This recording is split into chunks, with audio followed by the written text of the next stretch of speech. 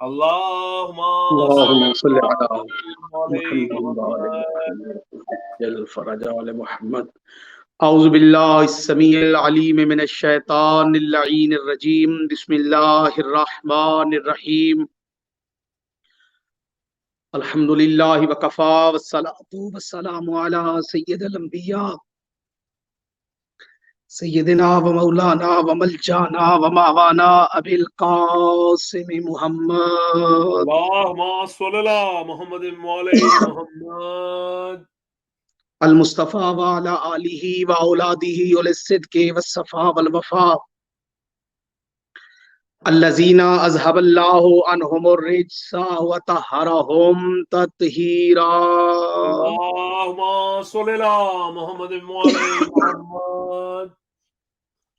ولعن اللہ علی اعدائہم وغاصب حقوقہم ومنکر فضائلہم ومصائبہم ومنکر عظمتہم ورفعتہم ونبوتہم وغیبتہم وحرمتہم وشجاعتہم وجلالتہم وولایتہم اجمعین.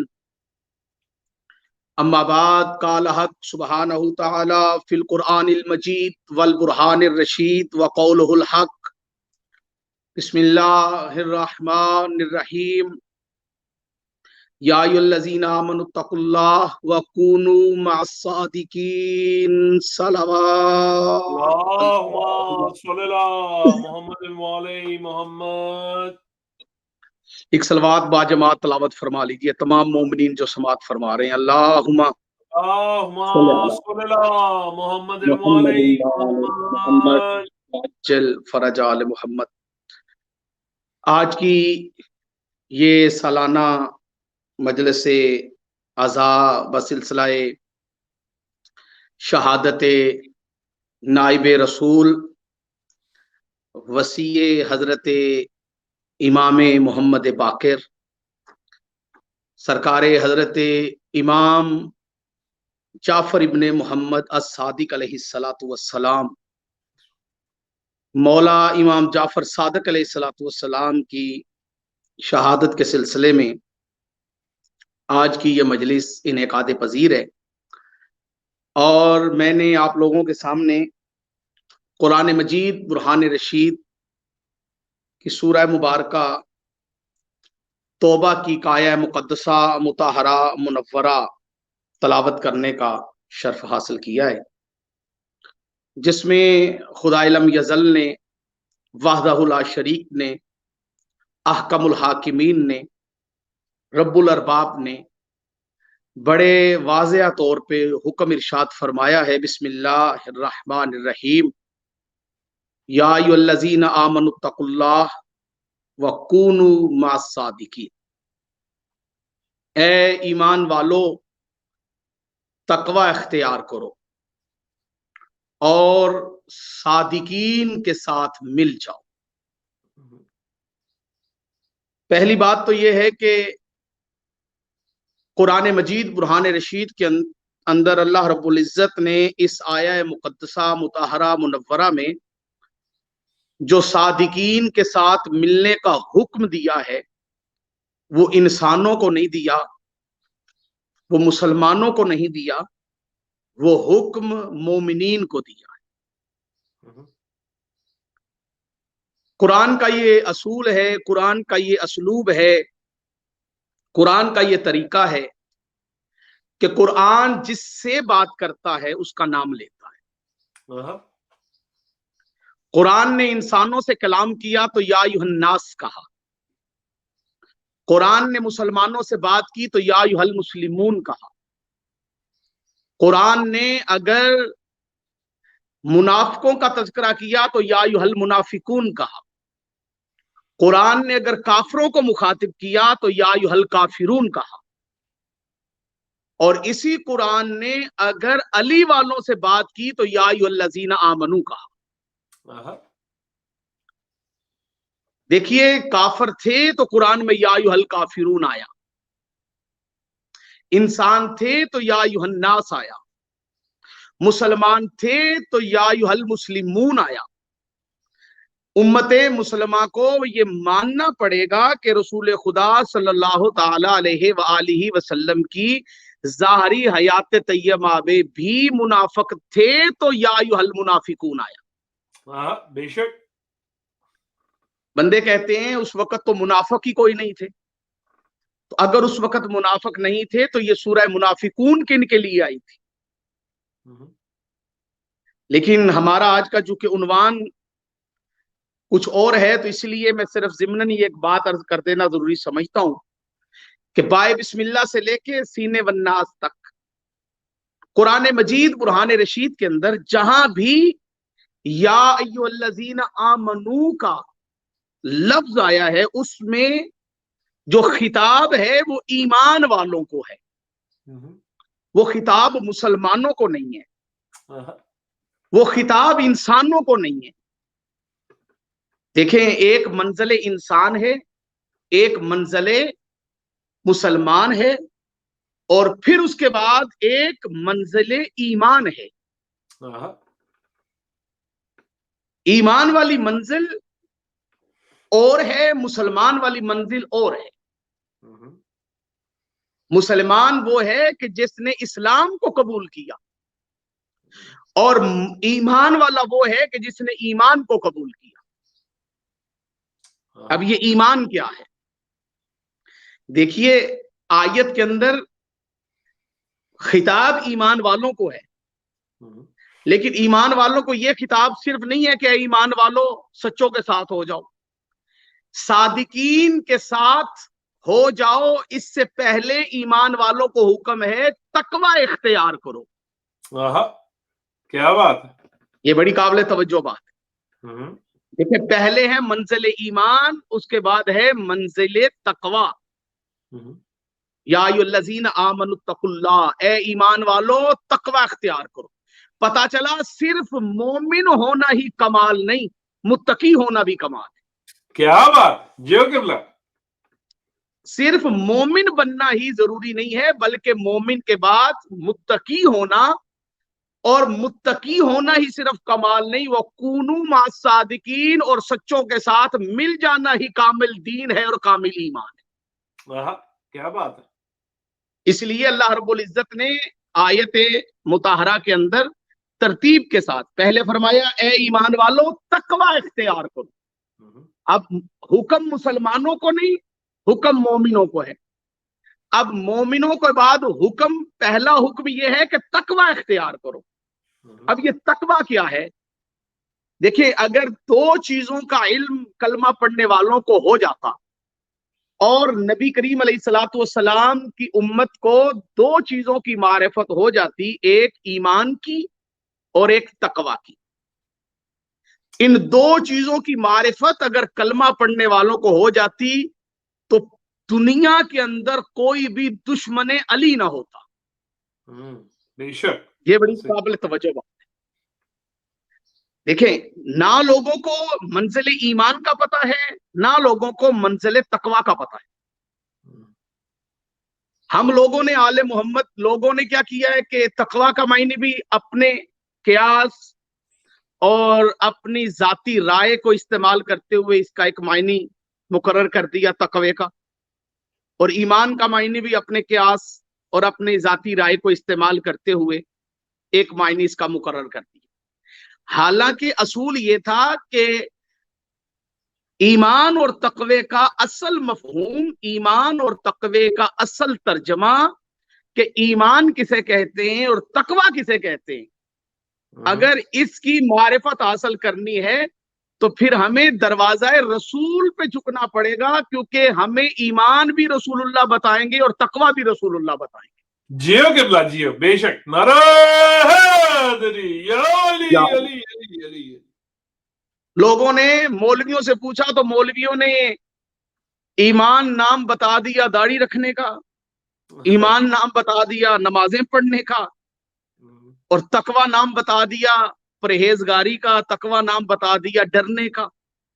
اس لیے قرآن مجید برہان رشید کے اندر جہاں جہاں لفظ تقوی آیا ہے، جہاں جہاں تقوی کا حکم آیا ہے، تو بعض ترجمہ کرنے والوں نے اس کا ترجمہ کیا ہے کہ اے ایمان والو اللہ سے ڈرو، یا ایھا الذین آمنوا اتقوا اللہ، اے ایمان والو اللہ سے ڈرو. بھائی اللہ سے ڈرو، تمہیں کس نے اجازت دی ہے کہ تم تقوی کا معنی اللہ سے ڈرو کرو؟ مجھے اس موقع پہ آغا سید نسیم عباس رضوی صاحب آل اللہ مقامہ یاد آگے، مولا ان کے درجات بلند فرمائے. وہ فرمایا کرتے تھے کہ مولوی نے بندوں کو اللہ سے اتنا ڈرایا ہے کہ بندے ڈر کے مارے اللہ کے گھر نہیں جاتے،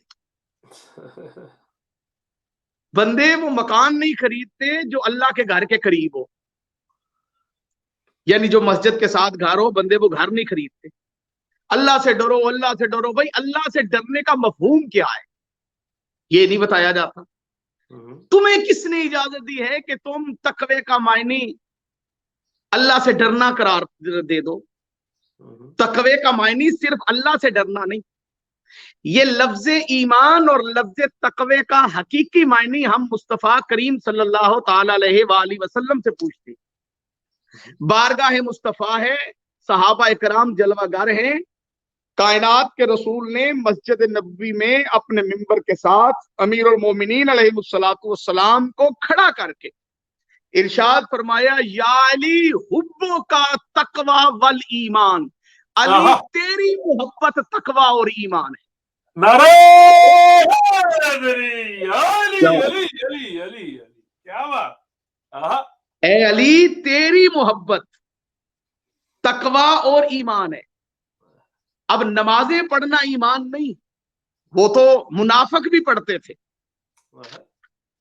اور وہ صرف نمازیں نہیں پڑھتے تھے بلکہ مسجد نبوی میں پڑھتے تھے، اور صرف مسجد نبوی میں ہی نہیں، نبی کے پیچھے پڑھتے تھے.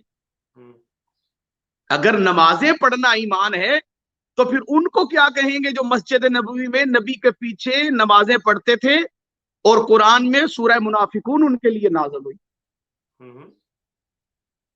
اگر پرہیزگاری اور اللہ سے ڈرنا اور گناہوں سے بچنا ہی تقوی ہے تو منافق تو گناہوں سے بچتے بھی تھے اور لوگوں کو کہتے بھی تھے کہ گناہوں سے بچو. پتا چلا جو ایمان اور تقوی کا تعارف مصطفیٰ نے کروایا ہے وہی حقیقت کے اندر ایمان اور تقوی کا تعارف ہے. ایمان نام ہے حب علی کا، تقوی نام ہے حب علی کا. اسی لیے جس قوم کے پاس علی کی محبت ہوگی، جس قوم کے پاس علی کا عشق ہوگا، وہی قوم مومن کہلانے کی حقدار ہے اور وہی قوم متقی کہلانے کی حقدار. جیو قبلہ جیو، کیا بات ہے. بے شک جن کے پاس محبت علی نہیں، جن کے پاس عشق علی نہیں، آپ دیکھ لیجئے وہ کبھی بھی اپنے اذانوں کے اندر اور اپنی اقامت کے اندر اور اپنے کلمے کے اندر اور اپنی نمازوں کے اندر کبھی بھی علی کی ولایت کو شامل نہیں کرے. اور جن کے پاس محبت علی ہوگی ان کی اذانیں پکار پکار کے کہہ رہی ہوں گی، اشہد ان امیر المومنین و امام المتقین علی ولی اللہ. کیا بات ہے، کیا بات ہے. کہ میں گواہی دیتا ہوں کہ علی اللہ امیر المومنین ہے، علی امام المتقین ہے اور علی اللہ کے ولی. یہ صرف آپ کو علی ولی اللہ پڑھنے والے شیعہ اثنا عشری کی امام بارگاہوں سے یہ صدا سننے کو ملے. تو اس آیت میں اللہ نے جو حکم دیا ہے وہ حکم کیا ہے کہ اے ایمان والو تقوی اختیار کرو. اور پھر اگلا حکم کیا ہے؟ وَكُونُوا مَعَ الصَّادِقِينَ، اور سچوں کے ساتھ مل جاؤ. سلسلہ گفتگو ایک خاص مرحلے میں داخل ہوا چاہتا ہے اور یہ بڑی قابل توجہ بحث ہے جس کو میں آپ کی خدمت میں پیش کر رہا ہوں. وَكُونُوا مَعَ الصَّادِقِينَ، اس آیت میں جو مَعَ الصَّادِقِينَ کا حکم ہے، پہلے تو یہ اس بات پہ ہمیں توجہ کرنا پڑے گی کہ یہ وَكُونُوا مَعَ الصَّادِقِينَ سچوں کے ساتھ مل جاؤ سے کیا مراد ہے. کچھ لوگوں نے کہا کہ سچوں کی پیروی اختیار کرو. دیکھیے جو صادقین ہیں ان کی پیروی کرنی چاہیے، ان کی پیروی کرنے کا حکم ہے جو اصل صادقین ہے۔ لیکن اس آیت میں، اس آیہ مقدسہ کے اندر مع صادقین سے مراد صادقین کی صرف پیروی نہیں ہے، یہ لفظ مع صادقین کے صادقین سے پہلے جو مع ہے یہ آپ کو قرآن کی دیگر آیات میں بھی نظر آئے گا، جس طرح کہ اللہ رب العزت ارشاد فرما رہا ہے بسم اللہ الرحمن الرحیم ان اللہ مع الصابرین، کہ میں اللہ صبر کرنے والوں کے ساتھ ہوں۔ اب اللہ صبر کرنے والوں کے ساتھ کیسے؟ اس پہ علماء نے صبر کرنے والوں کی حمایت کرتا ہے۔ مع صادقین سے مراد یہ ہے کہ جو سچے ہیں، صادقین ہیں، سچے نہیں، جو صادقین ہیں تم ان کی حمایت کرو۔ یہ بڑی قابل توجہ بات ہے کہ جو صادقین ہیں تو ان کی حمایت کرو۔ اب یہ صادقین کون ہیں؟ دیکھیے قرآن نے نام نہیں لیا، قرآن نے صفت بیان کی ہے۔ اور یہ کوئی نیا طریقہ نہیں ہے قرآن کا، کہ قرآن پہلے بھی ایسے ہی کرتا ہے کہ قرآن نام نہیں لیتا، قرآن اشارہ کرتا ہے۔ اب صادقین تو فرما دیا لیکن قرآن نے نام نہیں لیا۔ لیکن دیکھیں قرآن جو ہے، قرآن کے اندر جن آیات محکمات کہلاتی ہیں، جو آیات جن آیتوں میں حکم ہے، ان آیتوں میں فقط اللہ رب العزت نے حکم دیا ہے، اس میں اللہ رب العزت نے حکم ارشاد فرمایا ہے خدائے لم یزل نے۔ مثال کے طور پہ حکم ہے نماز قائم کرو، لیکن بندہ قرآن پورے کا پورا حفظ کر لے، چھان ڈالے، تلاش کرے، اسے نماز قائم کرنے کا حکم ملے گا، یہ نہیں ملے گا کہ نماز کی کتنی رکعتیں، ظہر کی کتنی رکعتیں، عصر کی کتنی رکعتیں، مغرب کی رکعت کتنی ہے، عشاء کی رکعت کتنی ہے۔ میں یہ نہیں کہہ رہا کہ قرآن میں نہیں ہے، قرآن میں ہیں، لیکن معصوم کے علاوہ کوئی نہیں جانتا۔ کیا بات، جیو کدوا، ماشاءاللہ، بہت خوب۔ ہمارا علم وہاں تک نہیں ہے کہ ہم قرآن سے نماز کی رکعتیں بتا سکیں، لیکن قرآن اشارہ کر رہا ہے۔ قرآن کا انداز دیکھیے، قرآن اشارہ کر رہا ہے روزہ رکھو، قرآن اشارہ کر رہا ہے زکوٰۃ دو، قرآن اشارہ کر رہا ہے خمس دو، قرآن اشارہ کر رہا ہے حج کرو۔ اور یہ عبادت کرنی کیسے ہے؟ قرآن میں نماز کا حکم ہے، نماز کا طریقہ نہیں۔ قرآن میں حج کا حکم ہے، حج کا طریقہ نہیں۔ اس کی وجہ کیا ہے؟ اس کی وجہ سن کے مومن ٹھرے گا، منافق جلے گا۔ اس کی وجہ یہ ہے کہ اللہ یہ چاہتا ہے کہ میرے بندے عبادت کے معاملے میں، احکامات کے معاملے میں میرے نبی کے محتاج رہیں۔ کیا بات ہے، بے شک۔ میں سادہ لفظوں میں کہہ دوں، اللہ یہ چاہتا ہے کہ احکامات کے معاملے میں، نماز، روزہ، حج، زکوٰۃ، خمس، جہاد کے معاملے میں جو جو حکم ہیں، عبادات کے جتنے بھی حکم ہیں، ان تمام احکامات کے حکم کے اندر کہ ان کو ادائیگی ان کی کیسے کرنی ہے، میرے تمام بندے جو ہیں وہ قرآن سے حکم لیں اور قرآن کے وارث سے اس کا طریقہ لیں۔ محتاج اللہ نے کر دیا اپنے بندوں کو ان ہستیوں کا جن کے گھر میں قرآن آیا، محتاج کر دیا اللہ نے اپنے بندوں کو اپنے نبی کا، کہ لوگ حکم قرآن سے لیں، طریقہ نبی سے لیں۔ بے شک۔ نماز کا حکم قرآن سے لیں، نماز کا طریقہ نبی سے لیں۔ بے شک۔ روزے کا حکم قرآن سے لیں، روزے کا طریقہ نبی سے لیں۔ زکوٰۃ کا حکم قرآن سے لیں اور ज़कात का तरीका नबी से ले। अल्लाह ये चाहता है कि मेरे बंदे नमाज, रोजा, हज, ज़कात, खुम्स, जिहाद का तरीका लेने के, हुक्म लेने के लिए कुरान के पास जाएं और तरीका लेने के लिए नबी के पास आए। उनको तरीका, ये चाहत खुदा है। अब सोचने वाली बात है कि अल्लाह की ये चाहत है, अल्लाह ये चाहता है कि लोगों को पता चले जब इबादत के लिए कुरान काफी नहीं है तो हदायत के लिए कुरान अकेला कैसे काफी हो सकता है। क्या बात है, जियो किबला, नारा हैदरी, या अली अली अली अली अली। अब कोई बंदा कुरान से नमाज पढ़ने की हुक्म वाली आयत ले ले और अगर नबी का दामन ना हो, नबी ना बताएं तो वो नमाज नहीं पढ़ सकता। तो इसका मतलब है कि इबादत नबी के बगैर, इबादत नबी के बगैर कामल नहीं है, तरीका ही नहीं है उसका। नबी बताएंगे तो इबादत होगी। तो जब कुरान इबादत के लिए काफी नहीं हो सकता नबी के बगैर, तो कुरान अहले बैत नबी के बगैर हदायत के लिए कैसे काफी हो सकता? इसीलिए नबी रहमत नूर मुजस्सम आका इनामदार ताजदार मदीना राहत कल्बोसीना मदनी करीम आका अलैहिस्सलातु वस्सलाम ने जाहरी तौर पर इस दुनिया से पर्दा फरमाने से पहले असहाबा इकराम को ये हुक्म दिया था कि मैं तुम्हारे दरमियान दो गरा कद्र चीजें छोड़ के जा रहा हूं, एक कुरान है और दूसरी मेरी अहले बैत है। जब तक तुम इनके साथ मिले रहोगे तुम गुमराह नहीं हो सकते। बेशक बेशक। इसलिए कि अकेला कुरान फायदा नहीं दे सकता, अकेला कुरान नफा नहीं दे सकता। कुरान नफा तब देता है जब वारिस कुरान के दरवाजे पे आए।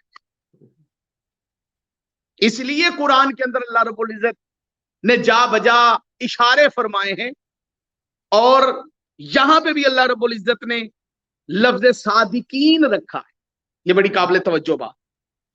बिस्मिल्लाहिर्रहमानिर्रहीम, या अय्युहल्लज़ीना आमनु तकुल्लाह वकूनू मास सादिकीन।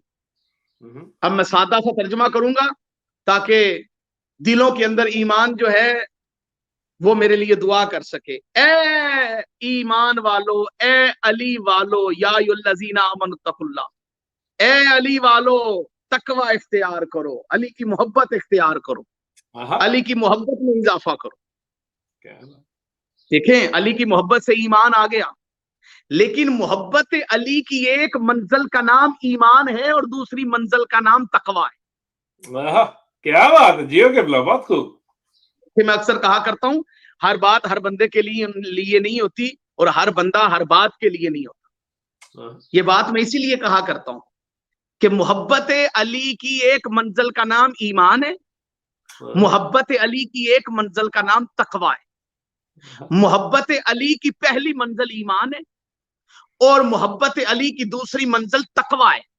मैं फिर कह रहा हूं क्योंकि जुमला अगला बहुत कीमती है, मेरा जुमला जाया ना होने पाए। मोहब्बत अली की एक मंजिल ईमान है, मोहब्बत अली की एक मंजिल तकवा है। जो मंजिल ईमान पे मोहब्बत अली की वजह से आ चुके हैं उनके लिए कुरान मजीद बुरहान रशीद के अंदर लातादाद हुक्म है, ए ईमान वालों ये काम करो, ए ईमान वालों ऐसे करो, ए ईमान वालों ये ना करो। लेकिन जो मंजिल तकवा पे आ चुके हैं, बाय बिस्मिल्लाह से लेके वन्नास की सीन तक, मेरा चैलेंज है साहिबाने इल्म को, हामिद रजा सुल्तानी तालिब इल्म चैलेंज करके कह रहा है कि पूरे कुरान में अल्लाह ने साहिबाने ईमान को तो कोई ना कोई हुक्म दिया है, लेकिन साहिबाने तकवा को कोई हुक्म नहीं दिया। क्या बात है, जियो किबला, नारा हैदरी, या अली अली अली अली। क्या बात। ईमान वालों को हुक्म मिला है, ईमान वालों तकवा इख्तियार करो। ईमान वालों के अमाल तब कबूल होंगे जब वो मुत्तकी होंगे। ए ईमान वालों तकवा इख्तियार करो और रोजे रखो। देखिए, ईमान वालों को जगह जगह तकवा इख्तियार करने का हुक्म है, लेकिन मुत्तकियों को कोई हुक्म नहीं दिया कि मुत्तकियों ये भी करो, मुत्तकियों ये भी करो, मुत्तकियों ये भी करो। تو پھر مجھے کہنے دیجئے کہ قرآن کی نگاہ میں متقی وہ عارف علی ہے کہ جس سے علی کی معرفت ہو جاتی ہے. کیا بات ہے. نعرہ حیدری یا علی یا علی علی علی. جیو قبلہ جیو. بات کو کیونکہ داڑھی والے کا نام متقی نہیں ہوتا, نمازیں پڑھنے والے کا نام متقی نہیں ہوتا, چلے کاٹنے والوں کا نام متقی نہیں ہوتا. متقی اسے کہا جاتا ہے جس سے علی کی معرفت ہو جاتی. کیا بات. صلوات پڑھیے محمد و آل محمد پہ بابا سے اللہم صلی اللہ محمد علی محمد. دیکھیں حکم اللہ دے رہا ہے ایمان والو تقوی اختیار کرو اور وَكُونُوا مَعَ الصَّادِقِينَ, سچوں کی حمایت کرو. اب یہ صادقین کون ہیں؟ لیجئے میں اپنے عنوان سے آپ کو متصل کیے دیتا ہوں. صادقین اس کا ترجمہ عرف عام میں ترجمہ کرنے والوں نے کیا ترجمہ کیا؟ صادقین سچوں کے ساتھ ہو جاؤ. دیکھیں مجھے ترجمے پہ اعتراض نہیں ہے. جنہوں نے صادقین کا ترجمہ سچا ہونا کیا ہے انہوں نے اپنی معرفت کے مطابق ترجمہ بالکل ٹھیک کیا ہے, مجھے اس پہ کوئی اعتراض نہیں. لیکن صادقین کا ترجمہ صرف سچا ہونا ہی نہیں ہے. صادقین یہ مانا جائے, یہ حقیقت ہے, لغت اٹھا کے دیکھے جائے تو صادقین جمع ہے صادقوں کی. صادق نکلا ہے صدق سے. صدق کہتے ہیں سچ کو اور صادق کہتے ہیں سچ بولنے والے کو. ٹھیک ہے. اور صادقین لا تعداد سچ بولنے والے. لیکن اس آیہ مجیدہ کے اندر, اس آیہ مطہرہ کے اندر جو سچ بیان کرے, یہاں صرف وہی صادقین مراد نہیں ہے جو سچ بیان کرے. یہاں پہ تھوڑا سا فرق ہے. عام طور پہ سچ بیان کرنے والے کو صادقین کہتے ہیں کیونکہ یہ صدق سے نکلا ہے. لیکن ہم جب قرآن کا بغور مطالعہ کرتے ہیں تو سورہ انعام کے اندر اللہ رب العزت کا یہ قرآن اپنا تعارف خود کرواتا ہے. اس تعارف کے اندر قرآن کہہ رہا ہے کہ یہ قرآن آیا ہے, قرآن کا مفہوم ہے, ترجمہ اور مفہوم ہے کہ یہ قرآن وہ کتاب ہے کہ جو پچھلی کتابوں کی تصدیق کرتی ہے. تصدیق کرتی ہے پچھلی کتابوں کی, تورات کی, انجیل کی, زبور کی. قرآن تصدیق کرتا, اور اسی لیے قرآن نے سورہ انعام کے اندر اپنے آپ کو مصدق کہا ہے. مصدق کسے کہتے ہیں؟ تصدیق کرنے والے کو. اب جو دوسری آسمانی کتابیں ہیں ان کی تصدیق کی جائے گی کس سے؟ قرآن سے. کسی بھی آسمانی کتاب کی کوئی بھی آیت کو دیکھا جائے کہ وہ آیت اللہ کا فرمان ہی ہے, وہ حکم اس آیت کے اندر اللہ کا ہی ہے, تو وہ دیکھنے کے لیے کلیہ ایک زاویہ ہے. وہ کیا ہے کہ قرآن سے ملایا جائے گا کہ کہیں وہ قرآن کے برخلاف تو نہیں. قرآن نے اگر اس کی تصدیق کر دی تو پھر وہ آیت ٹھیک ہے, آیت ٹھیک ہے تو کتاب ٹھیک ہے. پوری توجہ چاہیے. آیت ٹھیک ہے تو کتاب ٹھیک ہے. اب قرآن مصدق ہے. مصدق یعنی دوسری آسمانی کتابوں کی تصدیق کرنے والا. جملہ کائنات سے بڑا ہے. اگر ساری کائنات بھی اس جملے کی حفظ تولی جائے تو میرا یقین ہے کہ سوائے مقامات مقدسہ کو نکال کے پوری کائنات کا وزن کم ہو سکتا ہے, اس جملے کا وزن زیادہ ہو سکتا ہے. بسم اللہ. کہ قرآن وہ کتاب ہے جو مصدق ہے, جو تصدیق کرتی ہے دوسری آسمانوں کتابوں کی. اب قرآن ہے مصدق اور رسول کی بیٹی ہے صدیقہ اور علی ہے صدیق اکبر. اللہم صلی اللہ محمد علی محمد. جیو قبلہ جیو. کیا بات. قرآن مصدق ہے, بطول صدیقہ ہے, اور علی صدیق ہے. بے شک. پھر سنیے, قرآن مصدق ہے, سیدہ صدیقہ ہیں, بلکہ صرف صدیقہ نہیں, صدیقۃ الکبریٰ ہیں. سبحان اللہ. جو غیر شیعہ لوگ ہیں وہ یہ سمجھتے ہیں کہ شاید بی بی کا لقب ہے صدیقۃ الکبریٰ. میں بارہا مجالس میں بتا چکا ہوں کہ آل محمد کے القابات صرف القابات نہیں ہوتے بلکہ ان کا منصب ہوتے ہیں. بے شک. جناب سیدہ پاک بی بی صلوات اللہ و سلام اللہ علیہا کا صرف لقب صدیقہ نہیں ہے بلکہ میری پاک بی بی میری آقا زادی کا منصب ہے صدیقۃ الکبریٰ. سبحان اللہ. بے شک. قرآن مصدق ہے کہ وہ دوسری کتابوں کی تصدیق کرتا ہے. بطول صدیقہ ہے کہ وہ قرآن کی تصدیق کرتی ہے. کیا بات ہے. نعرہ حیدری یا علی علی علی علی علی اللہم صلی علی محمد محمد. مجھے جملہ کہنے دیجئے. جو نبیوں پہ نازل ہو اس کی تصدیق قرآن کرتا ہے اور جو نبیوں کے سردار پہ نازل ہو اس کی تصدیق جناب سیدہ کرتی ہے. کیا بات ہے. جیو قبلہ. سبحان اللہ. اللہم صلی علی محمد محمد. جیو. یہ مولا متقیان امیر المومنین یعصوب الدین علی ابن ابی طالب غالب علی کل غالب امام المشارق والمغارب کا جو منصب ہے صدیق اکبر, یہ مولا کا لقب بھی ہے اور مولا کا منصب بھی ہے. اور میں پوری ذمہ داری سے چیلنج کر کے تمام سننے والوں کو بلا امتیاز مسلوں کو ملت میں ہر سننے والے باشعور صاحب عقل اور صاحب مطالعہ فرد کے سامنے اس کی ضمیر کی عدالت پہ اگر بنو امیہ اور بنو عباسیہ کا کوئی پیسہ روپیہ یا کوئی مہر نہیں لگی ہوئی تو میں اس کی ضمیر کی عدالت پہ یہ فیصلہ چھوڑنا چاہتا ہوں کہ یہ جو لقب علی علیہ السلام کا تھا صدیق اکبر, جسے چرا کے لوگوں نے اوروں پہ فٹ کر دیا, جو لقب تھا مولا کا فاروق اعظم, یہ لقب علی علیہ السلام کا ہے.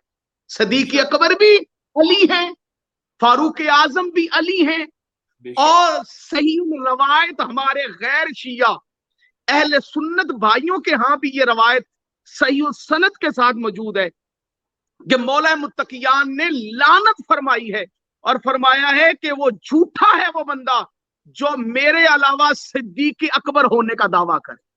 کیا بات ہے. بے شک بے شک بے شک. لیکن شخصیت پرستی میں لوگ اندھے ہوئے جا رہے ہیں. امیر المومنین کا لقب چوری کر کے اوروں کو صدیق کہنا شروع کر دیا. اور بھائی علی علیہ السلام کا لقب صدیق اکبر اس لیے نہیں ہے کہ مولا علی سچ بولتے تھے. میں ذہنوں سے خطاب کر رہا ہوں, میں ضمیروں کو مخاطب کر رہا ہوں. میری بات غیرت مند لوگوں کے لیے, بغض اہل بیت میں اور بغض تشیع میں جلنے والے حامد رضا سلطانی کی بات نہ قبول کر پائیں گے اور نہ سمجھ پائیں گے اور نہ اپنے ذہنوں میں اس بات کو جگہ دے سکیں گے کہ علی کا لقب صدیق اکبر سچ بولنے کی وجہ سے نہیں ہے. علی کا لقب صدیق اکبر سب سے پہلے محمد کی تصدیق کرنے کی وجہ سے. کیا بات ہے. نعرہ حیدری یا علی علی علی علی علی.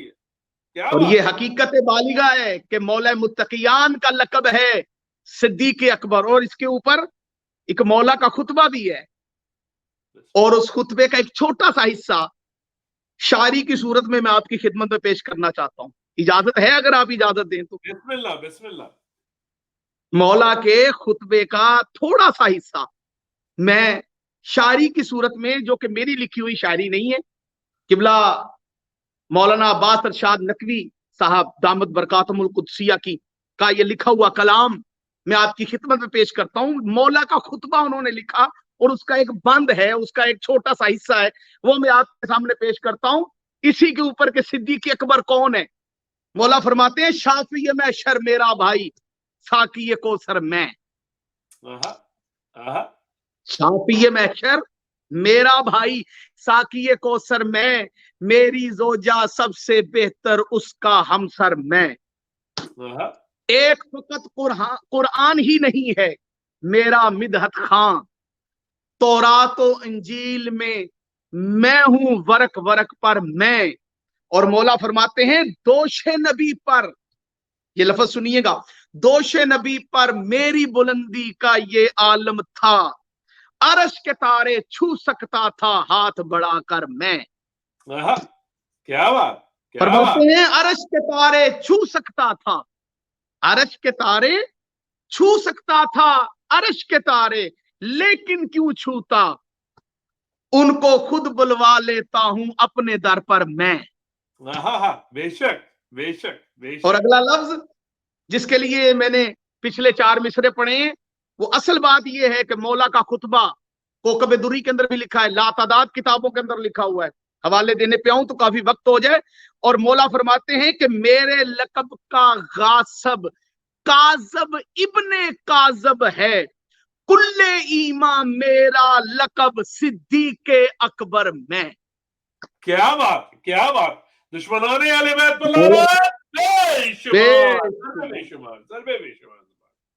सिद्दीका क्यों है जनाबे सैयदा, इसलिए कि रसूलुल्लाह की तस्दीक फरमाती।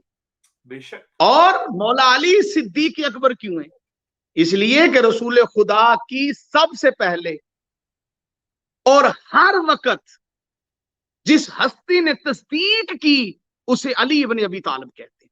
बेशक बेशक। अब सादिकीन से मुराद याद रखिएगा बयान सिद्क नहीं है, तस्दीक सिद्क है।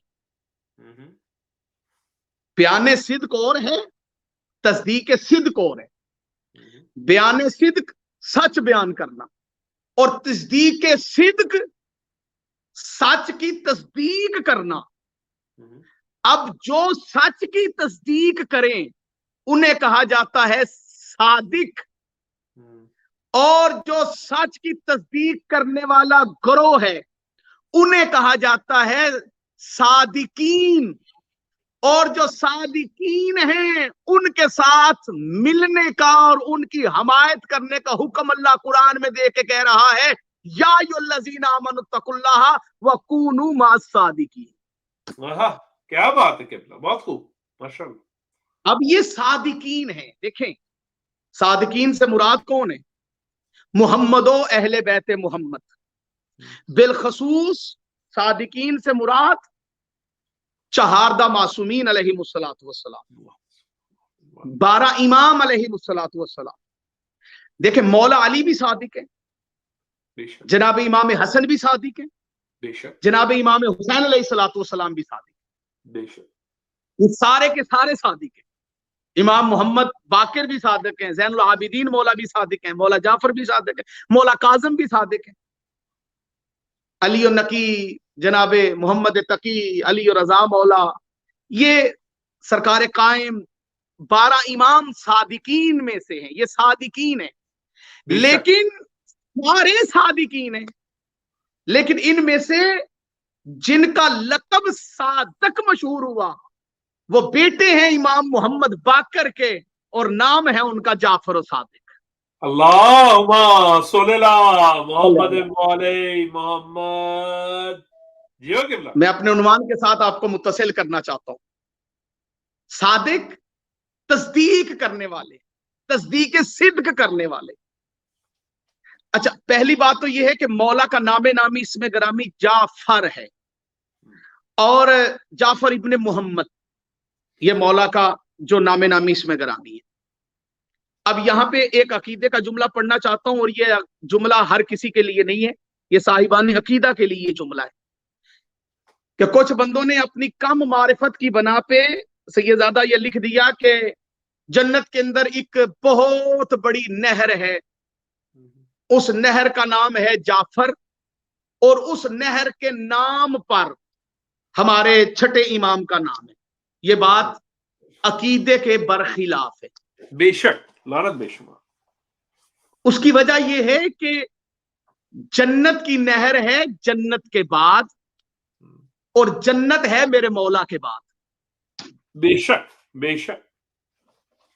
پہلے مولا ہیں بعد میں جنت ہے، کیونکہ جب جنت نہیں تھی میرے مولا تب بھی تھے، بے شک، اور جنت کی نہر کے نام پہ مولا کا نام نہیں رکھا گیا، بلکہ مولا کے نام پر جنت کی نہر کا نام رکھا گیا۔ کیا بات، بے شک، یہ حقیقت ہے کہ جعفر کشادہ اور بڑی نہر کو کہتے ہیں، اور صادق جو لقب مولا کا مشہور ہوا ہے، یہ بات ذہن نشین کر لیجئے کہ ہمارے چھٹے امام کو صادق کا لقب جو دیا ہے، منصب جو دیا ہے، وہ رسول خدا کی وما ینطق عن الہوا والی زبان اقدس نے دیا ہے۔ بے شک، جب حضرت جابر بن عبداللہ انصاری صحابی رسول نے مصطفیٰ کریم علیہ السلام سے اطیع اللہ و اطیع الرسول و اولی الامر منکم والی آیت کے نازل ہونے کے بعد پوچھا تھا کہ مولا یہ اولی الامر کون ہے، اس وقت رسول خدا صلی اللہ تعالی علیہ وآلہ وسلم نے فرمایا تھا علی اور علی کے 11 بیٹے۔ کیا بات ہے، سبحان اللہ، نعرہ حیدری، یا علی علی علی علی علی، کیا بات۔ صرف یہاں بات ختم نہیں ہوگی، پھر مولا رسول خدا صلی اللہ علیہ وآلہ وسلم نے ترتیب بیان فرمائی تھی، فرمایا اولی الامر علی ہے، علی کے بعد حسن ہے، حسن کے بعد حسین ہیں، حسین کے بعد زین العابدین ہیں، علی کو حسین کا بیٹا علی ہے جو زین العابدین ہوگا، اس کے بعد محمد باقر ہیں، اور زین العابدین کا بیٹا محمد ہوگا جس کا نام میرے نام پر ہے، اور اے جابر تیری اس سے ملاقات ہوگی، اسے میرا سلام پہنچانا۔ کیا بات۔ لیکن ممبروں پہ یہاں تک حدیث پڑھی جاتی ہے، حالانکہ حدیث اس سے آگے بھی ہے۔ اس کے بعد رسول خدا صلی اللہ علیہ وآلہ وسلم نے فرمایا کہ محمد باقر کو اللہ ایک بیٹا دے گا جس کا نام جعفر ہوگا، لیکن وہ زمانے میں مشہور مجھ محمد کے لقب صادق سے ہوگا۔ کیا بات ہے، کیا بات ہے، نعرہ حیدری، علی علی علی علی، کیا بات۔ کیونکہ لقب صادق سے یا رسول خدا مشہور تھے، لقب صادق سے یا ہمارے چھٹے امام مشہور ہیں، سارے صادق، میں پھر کہہ رہا ہوں عقیدہ بلند رکھیے گا، ہیں سارے صادق، لیکن مشہور ہونا۔ اچھا، رسول خدا صلی اللہ علیہ وآلہ وسلم کو بھی زمانے نے صادق کہا، اور ہمارے چھٹے امام کو بھی زمانے نے صادق کہا۔ اب جملہ اللہ کرے میں پڑھ لوں اور اس جملے پہ میں دعا لے سکوں آپ سے۔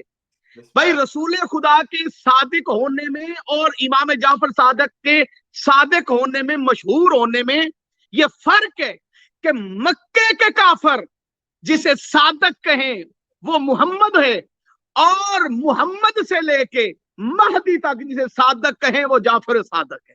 نعرہ حیدری، علی علی علی، جیو جیو جیو جیو، کیا بات ہے۔ مکے کے کافروں نے ہمارے نبی کو صادق کہا، اور ہمارے نبی نے جناب جعفر، امام جعفر صادق کو صادق کہا۔ کیا بات، بے شک بے شک۔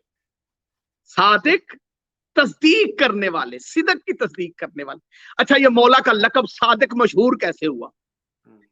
یہ بڑی قابل توجہ بات ہے، اور وقت بھی مختصر ہے اور عنوان بھی بہت لمبا ہے۔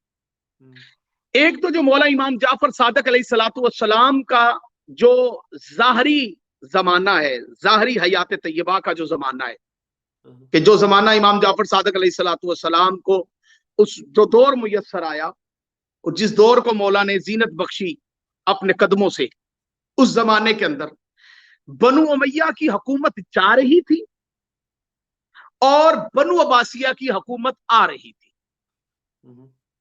ایک روایت کے مطابق امام جعفر صادق علیہ السلام نے بنو امیہ اور بنو عباسیہ کے تقریباً 11 حکمرانوں کا دور دیکھا ہے۔ ایک روایت کے مطابق مولا امام جعفر صادق علیہ السلام نے بنو امیہ اور بنو عباسیہ کے 7 حکمران، اور ایک روایت 9 حکمرانوں کی بھی آتی ہے کہ ان کا دور بھی دیکھا، کیونکہ امیہ کی حکومت جا رہی تھی، جو اللہ لعنت کرے بنو امیہ کے اوپر، ان کی حکومت جا رہی تھی، اور بنو عباس اہل بیت کی مظلومیت کو بیان کر کے، اہل بیت کا نام لے کے اور بنو امیہ کے مظالم کو بیان کر کے اور بنو امیہ کے مظالم سے اہل بیت کو نجات دلوانے کا نعرہ لے کر حکومت میں آ رہے تھے. یہ بڑی قابل توجہ بات ہے. خاندان بنی ہاشم کے اوپر ہونے والے مظالم کو بیان کر کے اور اہل بیت نبوت کو ان مظالم سے چھڑوانے کے لیے اہل بیت نبوت کے افراد جو تھے ان کو ان مظالم سے بچانے کا نعرہ لے کر یہ بنو عباس جو تھے یہ حکومت میں آ رہے تھے. دور ایسا تھا. ادھر سے ان کی حکومت بنو امیہ کی جب جا رہی تھی تو ادھر سے بنو عباسیہ کی حکومت آ رہی تھی. تو اس وقت ہمارے چھٹے امام کو موقع مل گیا کہ جو کام ہمارے پچھلے ائمہ نے چھپ کر کیا تھا نا وہ کام ہمارے چھٹے امام نے سب کے سامنے کر دیا. کیا بات. بے شک میں بڑے تولے ہوئے لفظ بول رہا ہوں اور بڑی قابل توجہ بات ہے جو میں آپ کی خدمت پیش کر. ہمارے جو پچھلے 5 امام تھے جو کام ہمارے پچھلے 5 اماموں نے چھپ کر کیا تھا کیا وہ کام کیا تھا؟ تبلیغ دین محمدی جو پچھلے اماموں نے تبلیغ کی تھی اور جو تھوڑی سطح پہ ظاہری طور پہ لگ رہا تھا کہ تھوڑی سطح پہ ہوئی لیکن اس وقت کا ماحول ایسا تھا اس وقت کے افراد ایسے تھے اس وقت کی حکومتیں ایسی تھی. وہ کام سرکار امام جعفر صادق علیہ الصلوۃ والسلام نے اپنی ظاہری حیات طیبہ میں ان 2 بادشاہوں کی لڑائیوں کے اندر بنو امیہ اور بنو عباسیہ کی لڑائیوں کے اندر مولا نے اس کام کے اندر اضافہ کیا. اور جب اس کام کا اضافہ کیا تو اس وقت امام جعفر صادق نے دین محمدی کی تبلیغ اور بالخصوص تشیع کی تبلیغ بالخصوص مذہب آل محمد کا جو پیغام تھا مذہب آل محمد کا جو درس تھا مذہب آل محمد کے جو طور طریقے تھے مولا نے صرف ان کو بیان ہی نہیں کیا بلکہ ان کی تصدیق فرمائی کہ کون سا طریقہ ٹھیک ہے اور کون سا غلط ہے. جیو بے شک. اس دور کے اندر بڑا مشکل دور تھا. کچھ بندے سمجھتے ہیں کہ شاید امام علیہ الصلوۃ والسلام کو جو دور ملا تھا وہ ذرا دور آسان تھا. یہ آپ کی غلط فہمی ہے. آل محمد علیہ الصلوۃ والسلام کو رسول خدا صلی اللہ تعالی علیہ وآلہ وسلم کی ظاہری طور پر اس دنیا سے پردہ فرما جانے کے بعد اہل بیت کے لیے کوئی زمانہ اور کوئی دور آسان نہیں رہا. چاہے وہ مدینے کا دور ہو چاہے وہ کوفے کا دور ہو اور چاہے وہ دنیا کا کوئی بھی علاقہ ہو اہل بیت کے لیے آج تک نبی کی اہل بیت کے لیے کوئی دور جو ہے وہ آسان دور نہیں ہے. کوئی بھی حکومت آسان حکومت نہیں رہی آل محمد کے ماننے والوں کے لیے اور بالخصوص اہل بیت کے لیے. یہ بات میری قوم کو سمجھ جانی چاہیے اور اس بات کو قبول کر لینا چاہیے. اور اسی لیے اگر قوم اس بات کو سمجھ لے تو وہ صرف اپنے وقت کے امام کا انتظار کرے اور کچھ نہ کرے. صلوات پڑھیں امام زمانہ کے ظہور. اللہم صلی اللہ محمد. اب ہمارے سامنے امام جعفر صادق علیہ الصلوۃ والسلام کا دور آ جاتا ہے. اچھا اس دور کے اندر امام کو صادق کیوں کہا گیا؟ کیونکہ امام تصدیق فرماتے تھے. کس چیز کی تصدیق فرماتے تھے؟ لیجیے میں فضائل کا ایک جملہ پڑھنے لگا ہوں اور یہ ایسا جملہ ہے تاریخ کا جملہ پڑھنے لگا ہوں معذرت چاہتا ہوں تاریخ کا جملہ پڑھنے لگا ہوں جس سے بڑے بڑے چہرے بے نقاب ہونے لگے. دیکھیں اللہ کے دین کو تبدیل کرنے کے لیے جو روایت سقیفہ سے چلی تھی اللہ کے دین میں تبدیلی کے لیے جو کام سقیفہ سے شروع ہوا تھا اور شام میں اس کی فیکٹری لگائی گئی تھی اور امیر معاویہ کے دور کے اندر درم و دینار دے کے جو جھوٹے راویان جو راوی تھے حدیثیں گھڑنے والے ان کو پیسے دے کر درم و دینار دے کے سونا چاندی دے کے جو جھوٹی حدیثیں لکھی گئی تھی اور احکامات دین کو تبدیل کرنے کے لیے احکامات خدا کو अहकामात इस्लाम को तब्दील करने के लिए जो साजिश रची गई थी सकीफा बनु सादा से, जिसकी इब्तदा हुई थी और शाम में जिसकी अरूज था, जिसका उस बिल्डिंग को, उस इमारत को जिसने काला काला रसूलुल्लाह से खत्म कर दिया, उसे जाफर सादिक कहते हैं। क्या बात, क्या बात, बहुत खूब। मेरे मौला ने हर झूठी रवायत, हर झूठी हदीस जो खड़ी हुई थी, मौला ने उसकी नफी फरमाई। मौला को सादिक क्यों कहते हैं? इसलिए कि सबसे ज्यादा अहदीस सरकारे हजरत इमाम जाफर सादिक अलैहिस्सलातु वस्सलाम की ज़बान अक़दस से निकली। सुभान अल्लाह। सबसे ज्यादा अहादीस। देखें, बरादरान अहले सुन्नत के पास अहादीस का मजमुआ है जिसे सियासत्ता कहते हैं, जो बुखारी से शुरू होता है और नसाई तक जाता है।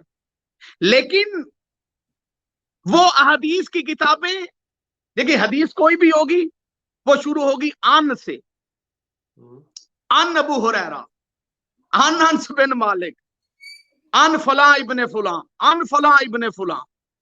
लेकिन गैर तशय्यो के पास जो अहादीस पहुंची हैं उनके अंदर जो सिलसिला रवायत है, ये बड़ी काबिल तवज्जो बात है, वो है सहाबियों का सिलसिला।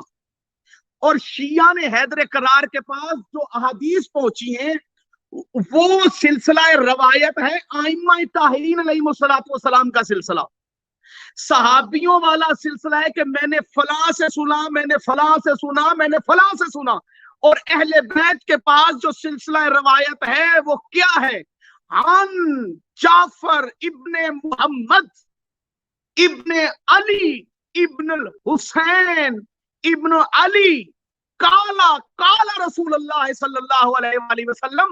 हमारे पास सिलसिले हदीस ये है कि इमाम जाफर सादिक फरमाते हैं कि मैंने अपने बाबा से सुना, उन्होंने अपने बाबा से सुना, उन्होंने अपने बाबा से सुना, और उन्होंने अली से सुना, और अली ने रसूल खुदा से सुना, और रसूल खुदा ने अल्लाह से सुना।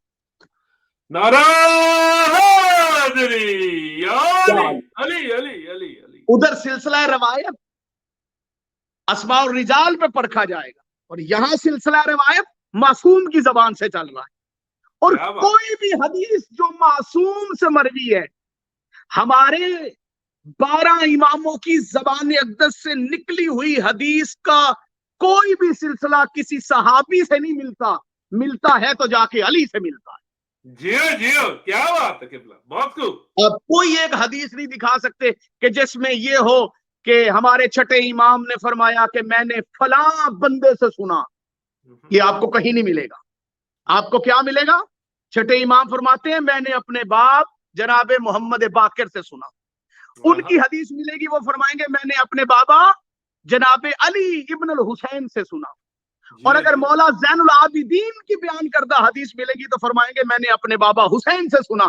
और हुसैन इब्न अली की बयान करदा अगर आपको कोई हदीस मिलेगी तो वो फरमाएंगे कि मैंने अपने वालिद अली इब्न अबी तालिब से सुना। और अमीर अल मोमिनीन की बयान करदा कोई हदीस मिलेगी तो मौला फरमाएंगे मैंने अपने आका मोहम्मद मुस्तफा से सुना। अल्लाहुम्मा सल्ली अला मोहम्मद मोहम्मद। नारा हैदरी, अली अली अली अली। तो ये सिलसिला हदीस अगर अहले बैत वाला सिलसिला लिया होता तो आज ये इख्तलाफ ना होता कि हाथ यहां बांधने हैं कि यहां बांधने हैं या यहां बांधने। आज अगर अहले बैत से हदीस ली होती, क्योंकि ये जितने दीन के अहकामात हैं इन पे अमल कैसे करना है ये हदीस बताएगी। मैं आपको वापस इस जुमले पे लेके जा रहा हूं। कुरान नमाज का हुक्म देता है, नबी नमाज का तरीका बताते हैं।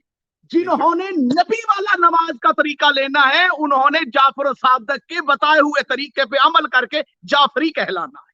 जियो जियो जियो, क्या बात है, बेशक, क्या बात, जियो। क्योंकि नबी के नमाज वाला तरीका मिलेगा तो इमाम जाफर सादिक अलैहिस्सलातु वस्सलाम से। बेशक बेशक। तो हजरत इमाम जाफर सादिक, मौला को सादिक इसलिए कहा जाता था कि मौला के जाहरी जमाने के अंदर 2 किस्म के लोग थे जो इमामत का दावा कर रहे थे। पूरी तवज्जो चाहता हूं मैं। एक तो वो थे जो खुद इमाम बन बैठे थे, लोगों ने उन्हें इमाम बना दिया था।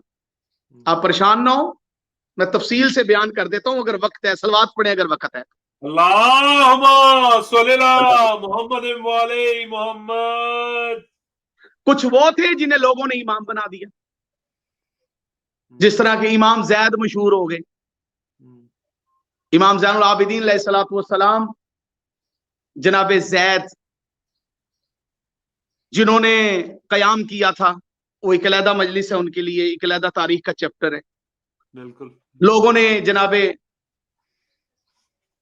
مولا علی علیہ الصلوۃ والسلام کے لخت جگر جناب محمد حنفیہ کی امامت کا اعلان کر دیا کہ وہ امام ہے۔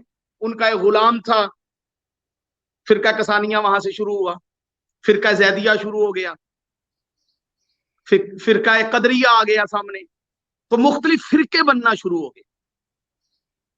تو کچھ امام وہ تھے کہ جن کو لوگوں نے امام بنا دیا، کچھ لوگ وہ تھے کہ جن کو لوگوں نے امام بنا دیا، اور جن کو لوگوں نے امام کہا ان میں سے کچھ وہ تھے کہ جو ان کے امام کہنے پر راضی تھے۔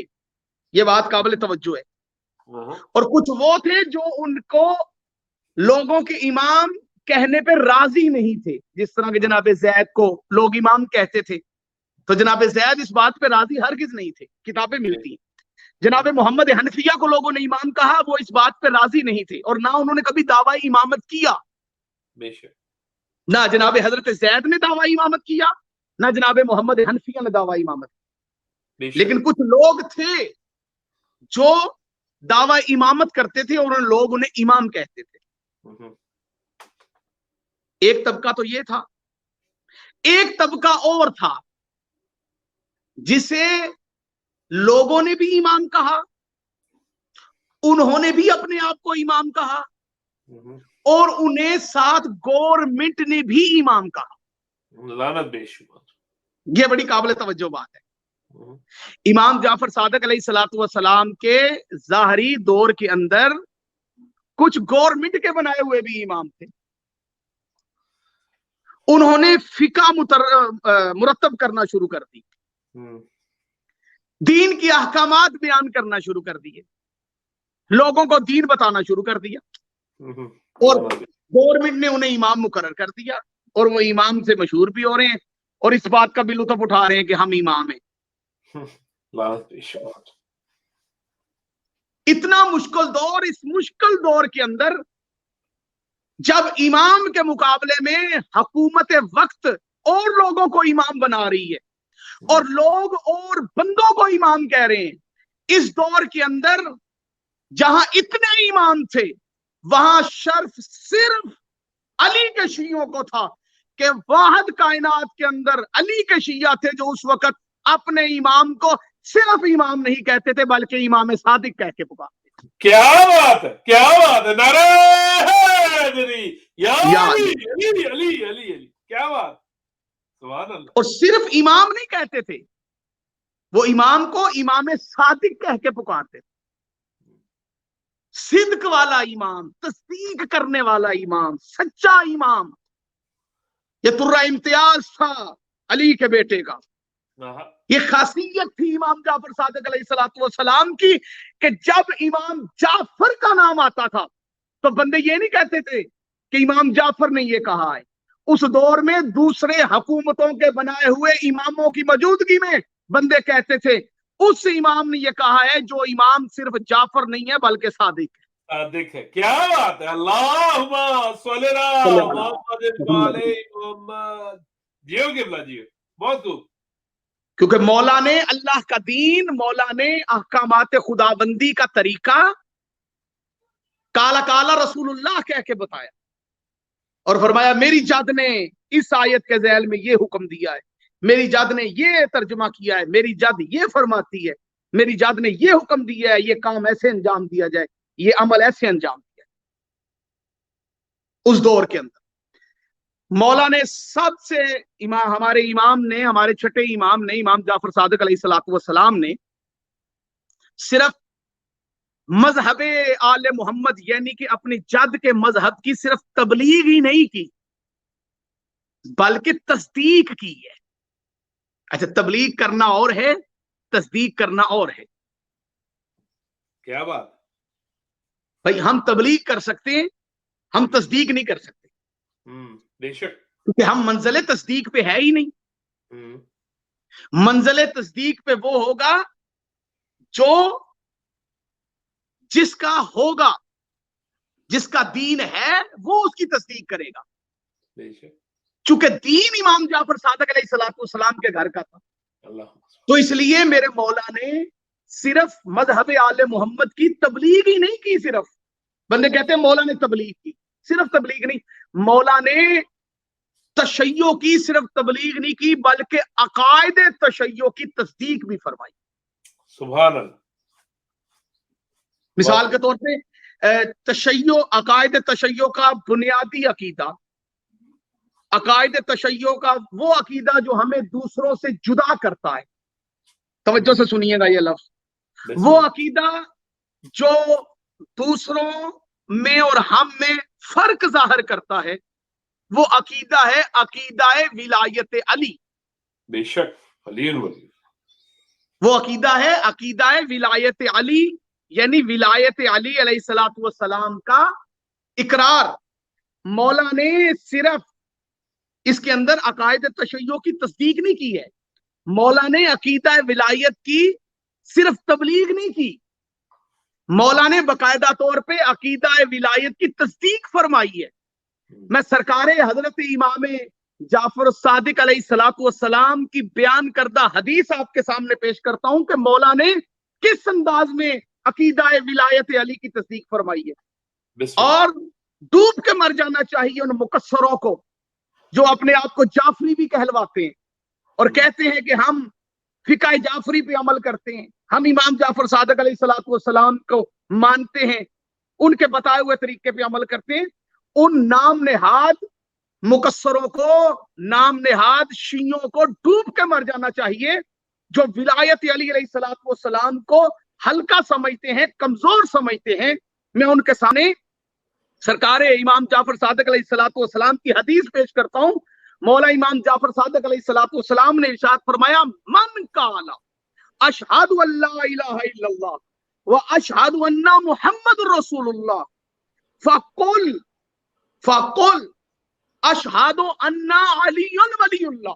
مولا فرماتے ہیں تم میں سے جو کوئی کہے کہ میں گواہی دیتا ہوں کہ اللہ ایک ہے, وہ وحدہ لا شریک ہے, اشہد ان لا الہ الا اللہ, کہ میں گواہی دیتا ہوں کہ اللہ کے سوا کوئی الہ نہیں, اور میں گواہی دیتا ہوں کہ محمد اس کے رسول ہیں. مولا فرماتے ہیں کہ وہ فوراً فقل, وہ کہے اشہد ان علی ولی اللہ, کہ میں گواہی دیتا ہوں کہ علی اللہ کے ولی ہے. کیا بات ہے, کیا بات ہے. مولا نے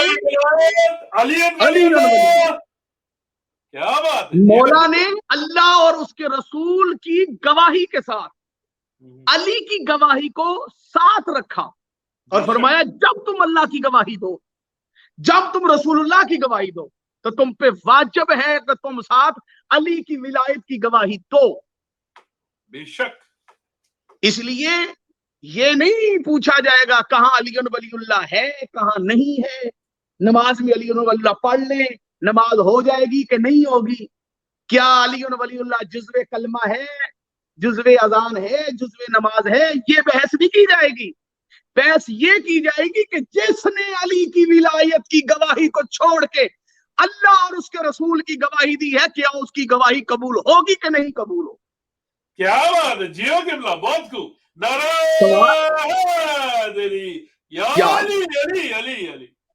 اس حدیث کے بعد یہ بحث نہیں بنتی کہ علی ولی اللہ کہاں پڑھنا ہے کہاں نہیں پڑھنا.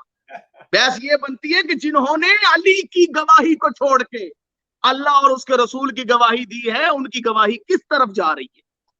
کیونکہ معصوم کا تو حکم ہے کہ اللہ اور اس کے رسول کی گواہی کے ساتھ علی کی ولایت کی گواہی دو. ولایت کی نہیں, ولایت کی. ولایت اور ہے, ولایت اور ہے. ولایت میں اور ولایت میں فرق ہے. ولایت ولا سے ہے, ولایت ولایت کہتے ہیں حکمرانی کو, اقتدار کو. ولا کہتے ہیں محبت کو. علی کائنات کی وہ ہستی ہے کہ جس کی ولایت پہ اگر ایمان نہ ہو تو ایمان مکمل نہیں، اور اگر اس علی کی ولا نہ ہو تو زندگی مکمل نہیں.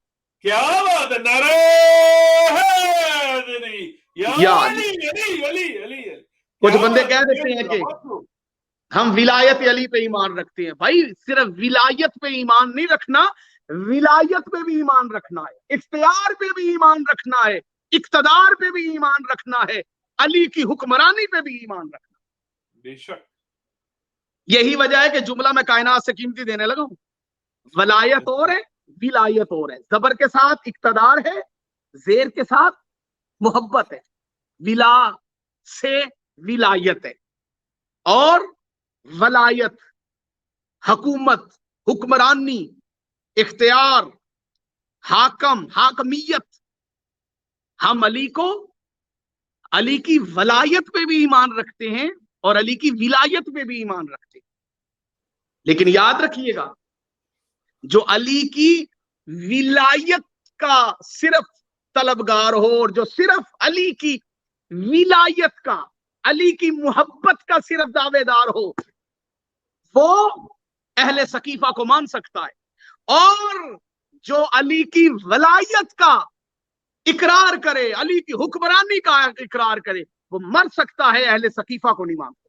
بے شک دشمنان اہل بیت پر لعنت بے شمار. نعرہ ولایت علی. اب مولا نے عقیدہ ولایت کی اور عقیدہ ولایت کی صرف تبلیغ نہیں کی بلکہ تصدیق فرمائی.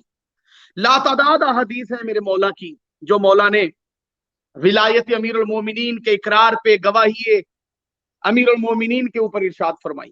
ایک اور عقیدہ جس کی تصدیق امام جعفر صادق علیہ الصلوۃ والسلام نے فرمائی ہے. اچھا، وہ عقیدہ بھی ہمارا قرہ امتیاز ہے، علی ولی اللہ پڑھنے والوں کا، اور وہ عقیدہ بھی ہمیں دوسروں سے جدا کرتا ہے، اور بھی صرف ہمارے پاس ہے اور کسی کے پاس نہیں. جس طرح عقیدہ ولایت ہمارے پاس ہے، ہم علی ولی اللہ پڑھنے والے شیعوں کے پاس عقیدہ ولایت ہے، اسی طرح وہ عقیدہ بھی صرف ہمارے پاس ہے جس کی تصدیق سرکار امام جعفر صادق علیہ الصلوۃ والسلام نے فرمائی. وہ عقیدہ کیا ہے؟ وہ عقیدہ ہے عقیدہ تبرہ، عقیدہ برات. یہ بھی حضرت امام جعفر صادق علیہ الصلوۃ والسلام نے اس عقیدے کی صرف تبلیغ نہیں کی بلکہ تصدیق فرمائی.